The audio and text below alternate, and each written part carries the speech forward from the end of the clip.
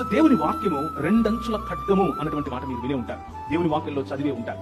దేవుని మాట రెండంచుల ఖడ్గము అని మనకు ఎందుకు చెప్తున్నారు అంటే, ఒక అంచు దేవుని గురించి మనకు చెబుతుంది, రెండవ అంచు మనిషిని గురించి చెబుతుంది. ఈ 66 పుస్తకాలు ఉన్నటువంటి దేవుని వాక్యం చాలా మంది పొరపడేది ఏమిటి అంటే, we limit this to the theology written by human beings. మనుష్యుల చేత లేదా మనుష్యులు రాసినటువంటి దేవుని గురించినటువంటి అధ్యయనం అని అనుకుంటాం. కానీ అంతకు మాత్రమే పరిమితం కాదండి. దేవుని వాక్యమైనటువంటి 66 పుస్తకాలు ఉన్నటువంటి బైబిల్ గ్రంథము దేవుడు రాసినటువంటి ఆంథ్రోపాలజీ. ఆంథ్రోపాలజీ అంటే అర్థం ఏంటంటే మనుష్య శాస్త్రం.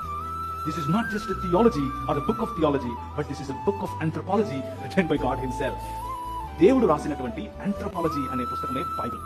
సో ఈ రెండంచుల ఖడ్గం ఒకటి దేవుని మనకు అర్థం చేసేలా చేస్తుంది, దేవుని సంకల్పాన్ని అర్థం చేసేలా చేస్తుంది, దేవుని హృదయాన్ని అర్థం చేసేలా చేస్తుంది, దేవుడు మనకి ఇచ్చినటువంటి పిలుపుని అర్థం చేసేలా చేస్తుంది, దేవుడు మనకి ఇచ్చినటువంటి అధికారాన్ని అర్థం చేసుకునేలా చేస్తుంది.